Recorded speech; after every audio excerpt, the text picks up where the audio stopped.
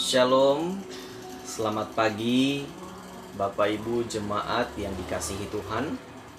Bertemu kembali dalam renungan pribadi bersama dengan saya Menowau, Bapak Aron.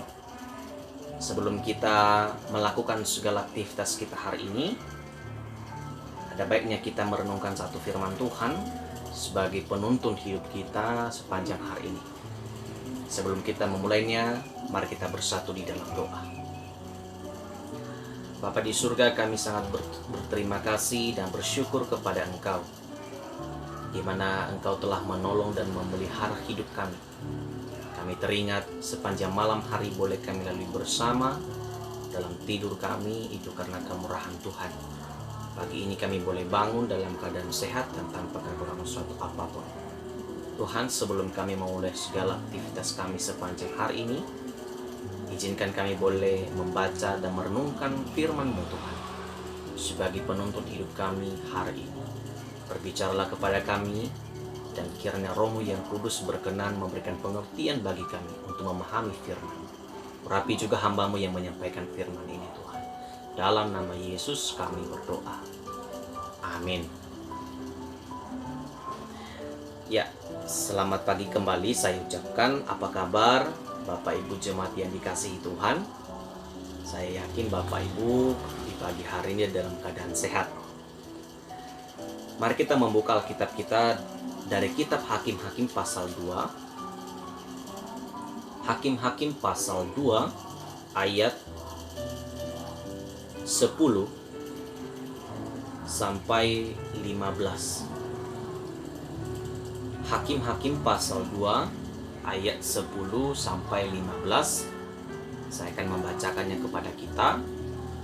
Bapak Ibu jemaat yang dikasihi Tuhan boleh mengikutinya di dalam hati. Boleh juga membaca di situ Bapak Ibu. Saya mulai dalam nama Yesus.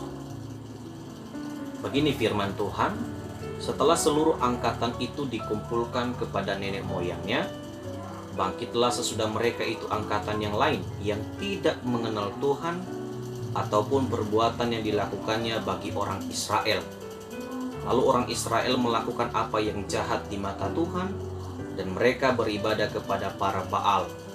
Mereka meninggalkan Tuhan Allah nenek moyang mereka yang telah membawa mereka keluar dari tanah Mesir, lalu mengikuti Allah lain dari antara Allah bangsa-bangsa di sekeliling mereka, dan sujud menyembah kepadanya sehingga mereka menyakiti hati Tuhan.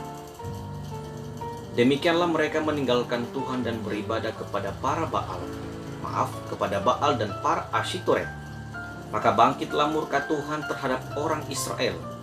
Ia menyerahkan mereka ke dalam tangan perampok dan menjual mereka kepada musuh di sekeliling mereka, sehingga mereka tidak sanggup lagi menghadapi musuh mereka. Setiap kali mereka maju, tangan Tuhan melawan mereka dan mendatangkan malapetaka kepada mereka, sesuai dengan apa yang telah diperingatkan kepada mereka oleh Tuhan dengan sumpah, sehingga mereka sangat tergesa. Amin firman Tuhan. Berbahagialah kita yang melakukan, merenungkan firman Tuhan ini, dan terpujilah Allah yang punya firman. Shalom. Bapak Ibu jemaat yang dikasihi Tuhan, tema kita di pagi hari ini dalam renungan pagi ini adalah jangan melupakan Tuhan. Jangan melupakan Tuhan. Pernahkah kita melupakan seseorang? Sering ya. Kenapa kita melupakan seseorang? Bisa jadi orang tersebut adalah orang yang pernah menyakiti hati kita, atau di luar daripada manusia, mungkin ada barang-barang yang pernah kita lupakan. Bisa jadi barang itu tidak penting sehingga kita lupakan. Jadi kriteria kita melupakan sesuatu itu adalah ada hal-hal. Misalnya kalau seseorang, teman, kita lupakan karena lokasi jauh, tidak ada komunikasi sehingga kita melupakan dia. Dan apabila itu barang itu karena mungkin barang tersebut tidak terlalu penting. Saudara, Bapak Ibu jemaat yang dikasihi Tuhan, kalau manusia dan barang boleh kita lupakan, tetapi ada yang tidak boleh kita lupakan dalam kehidupan ini, yaitu Tuhan. Kenapa harus Tuhan tidak boleh kita lupakan? Karena Tuhan adalah pemberi kehidupan kita. Kita boleh bangun di pagi hari itu karena kemurahan Tuhan. Maka kita tidak boleh melupakan Tuhan dalam kehidupan kita, baik suka maupun duka. Bapak Ibu jemaat yang dikasihi Tuhan, firman Tuhan yang baru saja kita baca adalah kisah Israel. Kalau kita melihat sejarah Israel, Bapak Ibu jemaat yang dikasihi Tuhan, tentu ada banyak pertolongan Tuhan yang mereka alami. Ini adalah masa-masa kejayaan sebenarnya, karena Yusuf telah berhasil memimpin bangsa Mesir, ya, menjadi pemimpin kedua di bangsa Mesir.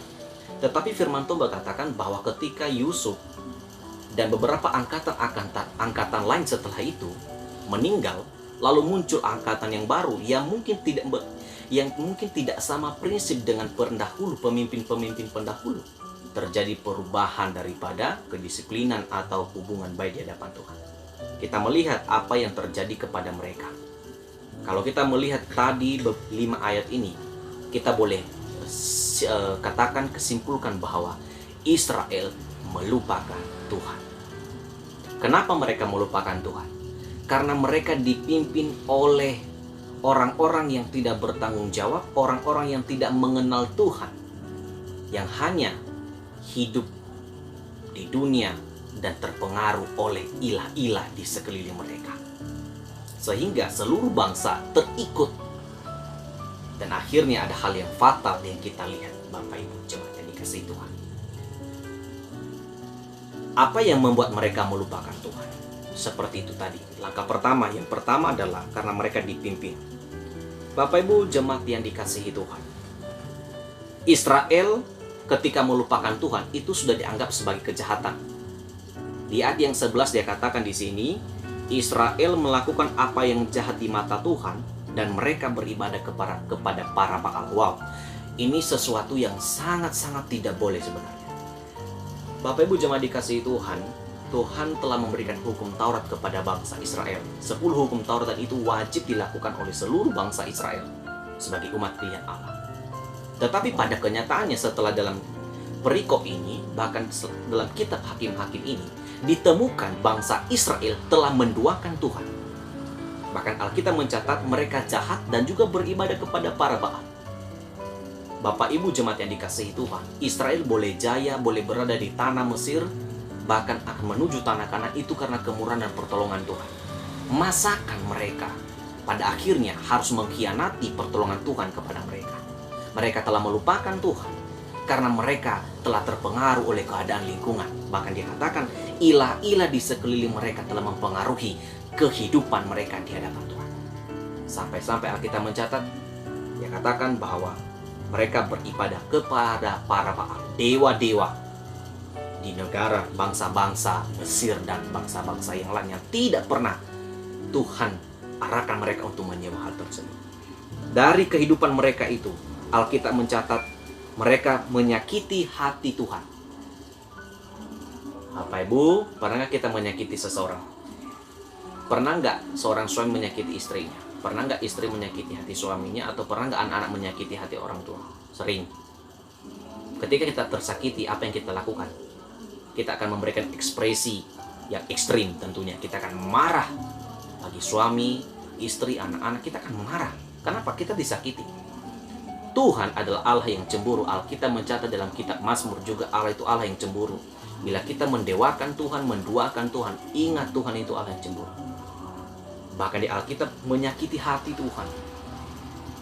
Dan apa yang terjadi? Allah memberkati. Akibat daripada Israel melupakan Tuhan, ingat Tuhan murka. Dan murka Tuhan apa yang terjadi? Lihat, mari kita lihat bersama-sama dalam Alkitab. Di ayat 14 dia katakan begini. Bangkitlah murka Tuhan terhadap Israel. Yang pertama, apa murka Tuhan? Ia menyerahkan mereka ke dalam tangan perampok. Wow, tangan perampok. Berarti kalau ada perampok, apa yang hilang dari kita? Pertama, harta kita hilang. Seluruh kekayaan kita akan hilang dirampok oleh perampok. Kedua, menjual mereka kepada musuh di sekeliling mereka. Wow, kita dijual. Selain harta kita diambil oleh perampok, diri kita pun dijual, kita dijajah, kita dijadikan budak. sehingga mereka tidak sanggup lagi menghadapi musuh mereka. Lebih parah lagi di ayat yang ke-15. Setiap kali mereka maju, tangan Tuhan melawan mereka dan mendatangkan malapetaka kepada mereka, sesuai dengan apa yang telah Tuhan peringatkan kepada mereka dengan sumpah, sehingga mereka sangat terdesak. Jemaat yang dikasihi Tuhan, ini adalah akibat ketika kita melupakan Tuhan. Ini akibat Israel melupakan Tuhan. Mereka harus dirampok, mereka harus terjual. Ketika mereka berperang kepada bangsa lain, justru mereka kalah. Yang dulunya menang, akhirnya kalah. Karena apa? Mereka telah menyakiti hati Tuhan. Mereka melupakan Tuhan, jemaat yang dikasihi Tuhan. Ini adalah kehidupan bangsa Israel. Ini menjadi gambaran hidup kita. Pernahkah kita melupakan Tuhan? Pernah. Sering bahkan. Pernahkah kita sadar ketika satu hari itu kita bangun pagi, kita lupa berdoa, langsung kita melakukan pekerjaan kita? Pernah kita berpikir itu adalah salah satu kita melupakan Tuhan? Betul. Seringkali ketika kita bangun pagi, kita lupa berdoa. Ketika kita mau tidur, kita lupa berdoa. Ketika kita makan dan ada waktu-waktu kosong kita tidak melakukan hal-hal yang baik, yang rohani, kita sedang melupakan Tuhan. Jemaat yang dikasihi Tuhan, Bapak Ibu, kalau Israel punya dampak ketika mereka melupakan Tuhan, jangan sampai kita malah mengalami hal yang sama ketika hal ini terjadi kepada Israel. Kalau Israel mengalami hal yang fatal, mereka harus dirampok, mereka harus mengalami banyak sekali pencobaan, bahkan Tuhan melawan mereka. Kiranya Tuhan menjauhkan itu di antara kita. Amin. Kalau kita pernah melupakan Tuhan, mungkin melupakan Tuhan itu seringkali ketika kita mau berdoa, tiba-tiba ada yang mengganggu kita. Mungkin kita sudah lupa lah ke gereja, atau sudah lupa berdoa, tidak lagi mementingkan doa, tidak lagi mengajak keluarga kita untuk berdoa. Yuk, ini sudah salah satu kita meninggalkan Tuhan, melupakan Tuhan. Pertanyaan saya begini, mau nggak kita mengalami dampak negatif seperti Israel alami ketika mereka melupakan Tuhan dan menyakiti hati Tuhan? Saya rasa setiap kita tidak mau mengalami hal yang sama. Kita menginginkan hidup kita selalu berada dalam perhatian Tuhan yang baik. Amin ya. Jadi Bapak Ibu yang dikasihi Tuhan, melalui renungan pagi di pagi hari ini dengan tema jangan melupakan Tuhan, ini adalah perintah melalui firman Tuhan. Kenapa kita tidak boleh melupakan Tuhan? Karena Tuhan adalah pemberi hidup kita. Dia merencanakan hidup kita hari ini. Seperti apa yang akan kita lakukan, Tuhan sudah rencanakan bagi kita. Tuhan juga yang sudah memberikan kehidupan bagi kita, sehingga kita boleh bangun dan akan beraktivitas hari ini. Ingat, Tuhan yang menunjukkan kita, memberikan kesempatan itu bagi kita. Maka jangan sekali-sekali kita orang Kristen, jemaat Tuhan, umat Tuhan, anak-anak Tuhan, orang percaya, orang yang sudah diselamatkan, jangan sekali-sekali kita melupakan Tuhan. Bila kita pernah melupakan Tuhan, mungkin ketika kita emosi kita melupakan Tuhan, yuk, mari kita ubah. Kita ubah cara pandang kita. Kita mari ubah diri kita, agar murka Tuhan tidak pernah menimpa kita karena perbuatan kita. Mari kita bersama-sama di pagi hari ini untuk menjadi saksi Tuhan. Kalau ada tetangga, ada suami kita, ada istri kita, ada anak-anak kita, kita lihat mereka sedang meninggalkan Tuhan, melupakan Tuhan, kita ajar mereka, kita ingatkan mereka, kita doakan mereka. Dan itu tanggung jawab kita sampai mereka mau ikut Tuhan.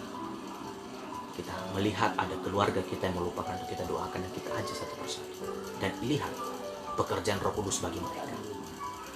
Cepat atau lambat, mereka pun akan mengikut Tuhan atas doa kita. Yakin saja, pekerjaan Roh Kudus pasti akan bekerja atas kebaikan yang kita lakukan. Terpujilah Tuhan, demikian firman Tuhan di pagi hari ini. Amin. Kita bersatu dalam doa. Bapa di surga, Allah yang hidup, di dalam nama Yesus kami sangat bersyukur atas firman-Mu yang telah boleh Engkau sampaikan di pagi hari dengan tema jangan melupakan Tuhan. Terima kasih ya Tuhan, Engkau telah menunjukkan Tuhan yang benar bagi kami, bahwa kami tidak boleh melupakan Engkau ya Tuhan, sebab Engkau adalah sumber kehidupan kami. Ampuni kami ya Tuhan bila selama hidup kami Kami sering melupakan Tuhan. Ketika kami marah, ketika kami sibuk, kami sering lupa Tuhan. Ampuni kami ya Tuhan. Ajarlah kami melalui firman ini, agar kami senantiasa ingat Tuhan dalam waktu-waktu yang kosong. Kami mempunyai waktu untuk membaca Alkitab, berdoa, bernyanyi. Bahkan ketika kebaktian kami boleh datang kebaktian, itu adalah waktu yang terbaik untuk kami boleh mengingat kebaikan Tuhan. Terima kasih Tuhan. Teguhkan firman ini, materikan firman ini bagi seluruh kami yang mendengarkannya. Bapa di surga, kami berdoa, hamba berdoa untuk seluruh saudara, keluarga, seluruh jemaat Tuhan. Secara khusus GKI Sumusei Karang untuk memberkati seluruh jemaat di dalam pertolongan dan perhatian Tuhan. Kau memberkati mereka di dalam mengawali aktivitas mereka sepanjang hari ini. Seluruh keluarga dan saudara, berkati usaha pekerjaan mereka. Buatlah usaha mereka berhasil sepanjang hari ini. Berikan bagi mereka kesabaran melewati setiap kesulitan hari ini ya Tuhan. Dan kami percaya perhatian Tuhan akan tetap bersama dengan kami seluruhnya. Ampuni dosa-dosa kami ya Tuhan. Layakanlah kami untuk selalu berkenan kepadamu. Tuhan, dengarkanlah setiap pergumulan daripada setiap kami. Mungkinkah itu bergumul akan pekerjaan, mungkinkah itu bergumul akan ekonomi, keluarga, jodoh, dan juga studi anak-anak. Tuhan, kehendak Tuhan yang terjadi. Kami meyakini bahwa berkat itu akan dimiliki oleh orang-orang yang percaya kepada Engkau. Terima kasih Tuhan. Kiranya damai sejahtera daripada Tuhan, kasih karunia daripada Tuhan Yesus Kristus, dan pertolongan daripada Roh Kudus menyertai kami sekalian mulai hari ini, besok, sampai selama-lamanya. Amin. Mari kita bersama-sama mengucapkan doa Bapa kami.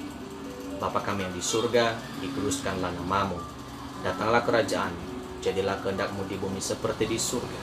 Berikanlah kami pada hari ini makanan kami yang secukupnya. Dan ampunilah kami akan kesalahan kami, seperti kami juga mengampuni orang bersalah kepada kami. Dan janganlah membawa kami ke dalam pencobaan, tetapi lepaskan kami daripada yang jahat. Karena Engkau yang punya kerajaan dan kuasa dan kemuliaan sampai selama-lamanya. Amin.